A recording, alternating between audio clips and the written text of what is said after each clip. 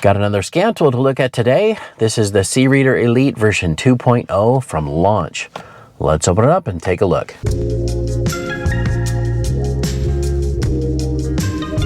Hey, what's up YouTube? Dan the Fix-It Man. Got another quick video here for you. The company Launch reached out and asked me if I'd be willing to take a look at their C-Reader Elite version 2.0, and I said absolutely, so they sent it over. This one is specific to Toyota and Lexus. I already looked at the previous version of the C-Reader Elite, and it did exactly as you would expect. It's actually a very powerful scan tool with bi-directional controls, and I imagine this is going to be the same, but let's open it up and see what we got. Now it comes with the data cable, and we got a lot of this do not eat stuff, so we won't eat that. Now, first impression, it's really rugged feeling, and I like the horizontal layout. I'm gonna go ahead and put this cable on the top here and get that screwed in. Now we'll get this plugged into the truck here. I'm just sitting in my 2004 Toyota Tundra DoubleCab, and let's just see how this does. I'm gonna go ahead and turn the key to on, and let's hit power up here on the top. And there we go, launch, create change. That's a nice display. Now the user interface on this is pretty straightforward. There's only 3 little icons or buttons down here. The home button, which is where we're at right now, the back button, and then this button right here, I believe is for settings. So you can change the units of measurement, automatic detection on connect, on or off, brightness, sound, network, time zone, language, workshop information, recovery, cleanup, screen capture, data, and about. Now the automatic detection on connect is toggled to on. I'm gonna go ahead and toggle that off. I prefer to get settled with the home screen and then get it connected. But units of measurement, I'm going to change to imperial, and also the brightness. I'm going to make this a little bit brighter just for the sake of this video. Hopefully this is all showing up. And then let's hit back, or back to the, you can just hit the home button. So as far as diagnose, that's of course the main thing we're going to jump into here in a minute. We also have the OBD2 button here. Upgrade is really just to update the tool, so you can update to the latest software. It's got a little 5 right there, so I think it's saying that there's 5 things as far as upgradable software. But we're not connected to a network right now, so I'm just going to hit back. We're not going to worry about that. Mall is where you can purchase additional features and functions for this tool, or maybe you can even add additional makes and models. I'm not sure, but because we're not connected to a network, I'm not going to worry about that one either. Let's just jump into diagnose first. Well, for some reason, it's not picking up the VIN in my truck. I'm not sure why. Let's try the Toyota icon here and see if we can just, maybe we can select our vehicle here somewhere. All right, so here it's saying 16-pin DLC North America, which is what we have. All right, there we go. Now it's asking me if I have a Sequoia or a Tundra, and now it's saying double cab or others. We've got the double cab. All right, so we can do a health report, system selection, service function, customized setting, or vehicle information. I'm gonna hit health report. Let's see what it does here. Looks like we do have a fault code in the VSC system or braking system. All right, so here's our report. It looks like we do have a diagnostic trouble code right now, a fault in our ABS system, the VSC's vehicle stability control or traction control system. C1223 ABS control system malfunction and C1246 master cylinder pressure sensor. That is something that I knew about because I was taking a look at another scan tool and it pulled up the same code. So I was wondering if this would catch that, and of course it did. Let's hit report. And this is a report based on the vehicle that you can share this. If you're connected to the network, you could send this, for example, to a customer if you needed to. Here it's got a little drop-down menu. If you hit this little drop-down arrow, it'll highlight those codes. I think you can also save this to the tool, which is pretty neat. Well, let's hit back. You know, I am going to clear the codes and see if that's something that's going to come back. And there you go. Now we have all green check marks. Let's hit back. Now here you have system selection, all system, powertrain, chassis, body. Let's hit the body, supplemental restraint system, body control module, driver door, passenger door. Let's hit passenger door. This controls the door lock and the power window on the passenger side. It's pretty neat. You can do an actuation test. This is a bi-directional control, so we can hit our power window. This is telling me that the test moves the window up or down. Let's hit OK. Monitoring data, door unlock detection switch. Okay, now it's showing power window off. It's already up, so let's go down. And it just rolled down. Now let's hit up. And it just went up.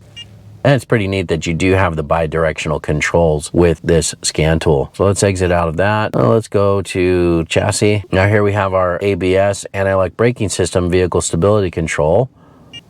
Now this is telling me we can read fault code, clear fault memory, read freeze frame, data stream, actuation test, special function. Let's hit special function, see what we have. So here it's showing air bleeding. So that's one thing that is pretty neat about this tool, because this has the vehicle stability control. It has that very complicated master cylinder. I know a lot of times people will do some brake work or replace a brake line and not be able to bleed that out completely. I have a friend, his son has a 4Runner. He got stranded, had some brake trouble, and they were not able to fully bleed out that master cylinder. You can select which line or which particular brake line you want to bleed. So that is really neat. Now we're not going to get into that right now, but I'm going to have to reach out to him and let him know that this tool might be able to help him out to bleed that system on his 4Runner. Now it's saying no trouble code because I already cleared it. Now let's take a look at the actuation test and see what we can do there. You can test the solenoid relay, ABS motor relay, VSC HB warning buzzer, ABS warning light, VSC warning light, and VSC track off indicator light. Let's just try that and see if we can just test the light on the dash. So right now it's showing the VSC track off indicator light. Let's hit on. All right, now it's showing on, and then we'll hit off, and it turned off. We can test the VSC HB warning buzzer. Let's try that. Let's see if that buzzer works. Well, there, if you can hear that, it is on. Let's turn it off, and hopefully we never hear that. That's a really neat way to test individual components and do some bidirectional controls to diagnose what's going on, which I might have to do depending on if that code comes back. I'm just probably gonna monitor that and see if there really is an issue there. You know, this is a 2004. It's pretty old technology, but it was a pretty advanced system, the vehicle stability control, and a lot of people will shy away from that, but it's pretty neat to have this tool and this capability to jump in there and take a look at each one of these solenoids and be able to test them and perform the bidirectional controls and actuate, you know, each component of that system. Now, I'm not going to dive really too much deeper into this. This is something that maybe for another video I could take a look at if it comes back or if it becomes a problem, but really impressed already with the capability on this little scan tool. Let's exit back out of here and let's go to the main menu and try OBD2. It says we need to exit the current diagnosis. All right, now let's try the OBD2 function. We just had to get out of that diagnosis first. It's got us connected. It took a little bit there. I guess it had to go through a few different OBD protocol settings, but it is connected. It's not showing our VIN because I guess this doesn't support the auto detect VIN feature, but readiness completed 7, which is everything. Readiness not completed 0. Readiness not supported 4, data stream supported 26. Let's hit enter. So here you go. Here's the inspection and monitor readiness. Let's just click on that. Now it's saying ready status after DTC's cleared because we did clear them. There you go. Most of these are ready or not supported because we haven't run the truck after clearing that. So we're going to have to complete our drive cycles and everything to know if we have our inspection monitors ready. But let's take a look at the live data right now and see if we can see some of those data PIDs or parameter IDs. There you go. We've got quite a few. 26 different data parameter IDs. Let's select all and hit OK. And there you go. Throttle position 19.2, airflow rate from the mass airflow sensor. Load value, of course, is 0. The truck is off. Engine coolant temperature 75 degrees. RPMs are at 0. A fuel system status is open loop. Intake air temperature 80 degrees. Let's go ahead and start the truck and see if some of these will change. Well, they should change. They might take a second here. So still 0 DTCs. There we've got now some airflow rate at 110. Calculated load value 22%. Engine coolant will start warming up. The RPMs are showing 1346. It's of course high because it's warming up. Fuel system is closed loop now. Ignition timing is 16 degrees before top dead center. And then it's just kind of showing a few more things on here. But you can see it's pretty neat that you've got all of the parameter IDs that you can look at one at a time. Vehicle speed, of course, is 0 because we're not going anywhere. All right, and then we'll go ahead and end our session. Well, that's pretty much everything I wanted to show for right now, just with this tool as a quick little introduction to this tool.